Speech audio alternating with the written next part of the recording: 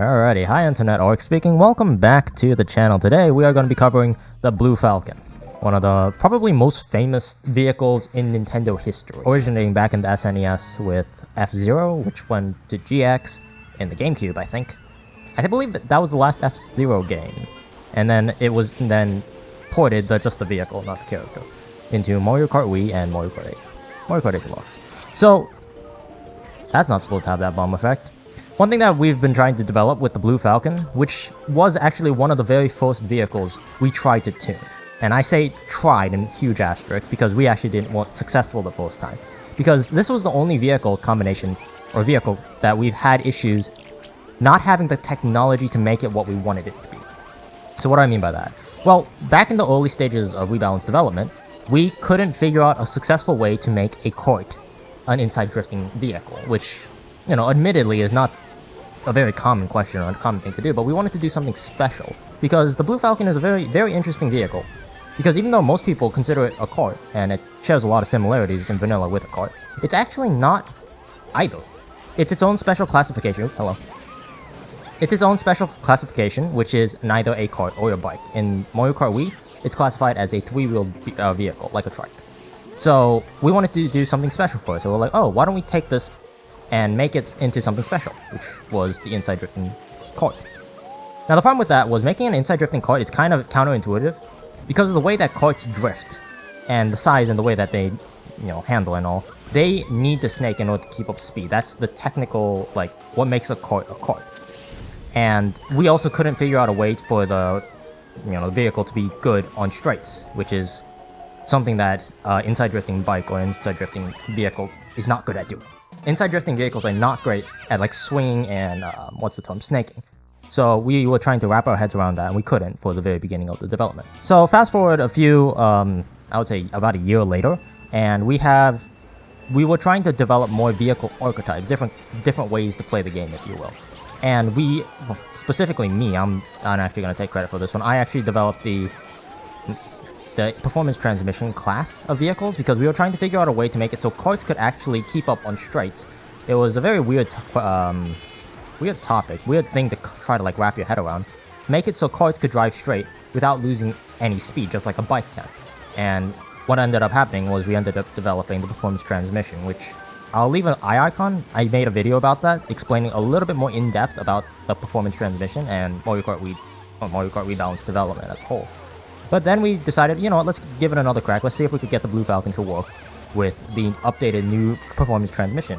So that's what it has. So for instance, you may notice, I could get a drift around this corner, and then as long as I don't touch anything, I will always stay at 100 AKMH, at 106 AKMH, which is what the performance transmission allows you to do. So it allowed me, I can't see, it allowed us to make a inside drifting kart, which was really, really cool. One thing that I was also reading around in the comments down below was some people were asking if I could do an explanation on the different different characters, which I'm, you know, more than obliged to do. Basically, every character in the game is a little bit more, how do I put it, viable than vanilla Mario Kart Wii. Now, I'm somewhat of a bit of a stickler to say that I don't think that characters make as big of a difference, even in vanilla Mario Kart Wii, as some people make it out to be. Like, definitely, Funky Kong and Rosalina and Daisy are definitely meta-defining. They are the best characters in the game. But everyone else beyond that point, they're about the same. And that's because no one else has a 1-point speed buff, which allows a vehicle to go a kilometer faster.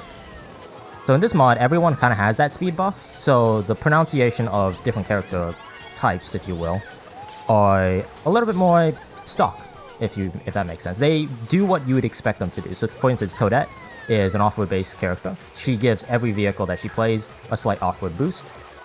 Baby Mario is weight. Baby Luigi is weight and speed, so he has less weight, but he makes up for it with having a little bit more speed. I messed up that timing. Let me think. Baby Peach is handling and I believe a little bit of drift, so she just makes every vehicle handle quite a bit nicer. Baby Daisy is the only speed character. I'm going with the baby characters because they're the most pronounced and they make the most sense. But I will admit, every character in every archetype class, like the lightweights, the midweights, the heavyweights, they all have like little wrinkles. I'll be sure to link the wiki website for all the different changes and character stats. But basically, if you go and take anything that Nintendo made, which is Toadette, Off-Road, Baby Mario, Weight, and all of those like standard stuff. That's basically what we tuned it as. So hopefully it shouldn't take too much to wrap your head around that. And if you guys are wondering like who's the meta character, is the reason why you're playing Toadette? No, not really. What the second question. The first one though, there is actually meta characters. So Baby Mario for the lightweights is kind of meta. We used to run these trials, these vehicle wars. So we would pit vehicles against each other in like a tournament bracket to see what works. And whenever we did those things, one of the rule set that we were running was that you had to use a different character per team. So there could only be 2 Baby Marios per like overall, one on one team, one on the other. So this kind of made us think like, okay, what characters can we use? Because we can't just keep using the same character over and over again. And what we realized is that Baby Mario is generally the most universal. Baby Luigi as well. I think actually Baby Luigi was better than Baby Mario. Baby Daisy is always good to have. Let me think. And then Dry Bones was also pretty much a mandatory pick. And then the last couple characters like Toad or Toadette or Koopa, Baby Peach, those were more like vehicle dependent. So for instance, if we were running the Blue Falcon, we would probably have a Koopa, because Koopa makes it so the Blue Falcon has bad drift. It is very, very poor at drifting. So you may be noticing I'm actually brake drifting a lot of these corners. So if you're driving Koopa, you wouldn't have to worry about that as much, because Koopa has a lot more maneuverability on drifts. And I'm basically only talking about the baby characters. Yeah, like that. I could use Koopa there on that corner. I'm basically only talking about the baby characters, but it's the same thing with the midweights, the heavyweights. They're just different characters, but they have like similar character archetypes. Oh, baby, keep just bumping me around here. One thing that you also got to take note of playing a lightweight is the lightweights are incredibly light. That's like, I don't think there's a lightweight character that's more than 2.5, I want to say. To give you an idea, well, the weights give you an idea. Let me think. I'm having like a bunch of ideas bounce around in my head. This is like my 5th time trying to record this. Nah, actually more than that. This is like my 12th time trying to record this. So I'm sorry if this recording is a little bit more stuttery. The performance transmission vehicles are just really hard to wrap your head around and hard to explain. So I apologize about that ahead of time. Let me think. So the weight stats for the lightweights, I think they don't exceed 2.5. And to give you an idea, the midweights tend to average around 3, and the heavyweights tend to average around 4 to 5. Which means that, I'll explain in the next race, but the weight stat is really, really stupid in this game. So the way the weight stat works in this game is, it's not a linear thing, or at some point it becomes a little too linear. It's kind of weird to explain. So a weight stat of this vehicle, let's say this vehicle has a weight stat of 1.8, okay? And then let's say that King Blue over there, he has a weight stat of, let's say 4.5. He will have, like, if he touches me, I will get sent flying if he hits me in the right way. Weight is really, really obscure in this game because of that. So going from 2 to 4 is a ridiculous amount. Going from 3 to 4 is a noticeable amount. And going from, let's say, 2 to 2.5 is a big amount as well. Like, just a little bit matters the lower the number is. But the higher the number is, let's say a vehicle has a weight stat of 8, and another vehicle has a weight stat of 9, then that really doesn't matter that a whole heck of a lot.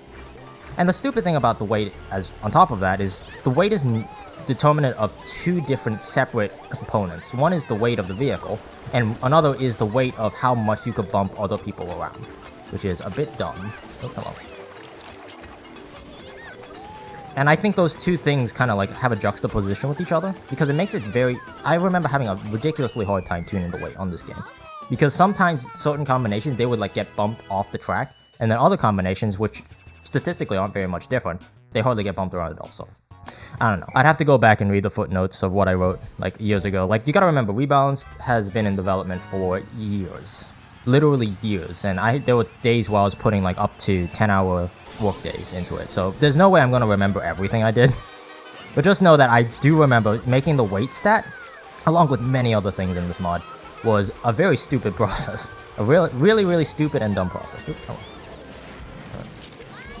So I'm not really taking advantage of the Blue Falcon's capabilities here. So it actually, even though it's a kart and it is inside drifting, you gotta think more about taking bike lines. You don't really, And also you get a super mini turbo, so you spend more time in a boost. But at the same time, you're still a bike for all intents and purposes. You're a bike that has a super mini turbo. And in order to nerf that, this vehicle has noticeably bad acceleration. And also noticeably bad handling, which is why I said earlier, a lot of people tend to, or prefer running a Koopa with the Blue Falcon. In his case, it's a Gold Falcon. In Toadette's case, it's a Pink Falcon. How many different colors are there? I'm pretty sure everyone has, like, except for Toad. Toad, for some odd reason, has a Blue Falcon as well. But I'm pretty sure everyone else has, like, a different colored Falcon, which is cool. Oh, wow. What the heck? Right. Yeah. I don't have the acceleration to make up for that, so I should probably be SSMGing with this thing. I would not be surprised. Oh, and of course, because it's inside drift, I'm not sure how it works, but I don't think this thing could... Yeah, one of the Achilles heel of this is I don't think it could do a TF input.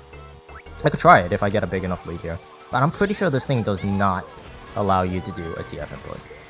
Also, that section right there is actually really bad for the Blue Falcon, because unlike a bike where you could, like, accelerate back up, once you lose the speed on a straightaway with this vehicle, it's gone. So there's some tracks where this vehicle really shines, like I'd say Mario Circuit, the Wii one. Oop, hello. And then there's other tracks where, like this one, it's not terribly great at, because you're constantly readjusting due to the pattern of things that are happening around you. Especially like the crates and the stompers and all of that fun stuff. Alright, I'll drop the low trip. There you go. Alright, 204, not bad. Definitely a little bit slow, but I think I was running into walls half the time. Talking and doing a recording, I have like a newfound appreciation, again, for people like Troy. I don't know how you guys do this. Like, I'm trying to explain the development process of the vehicle, also explain how the vehicle is made. And I don't know, it's like, I can't drive and talk and explain and recall all these things at the same time. It's very difficult. I'm using this video series kind of to get better at monologuing and talking while also playing games at the same time. It's not easy, but I am slowly figuring it out. But I will hopefully slowly figure it out. So, until next time.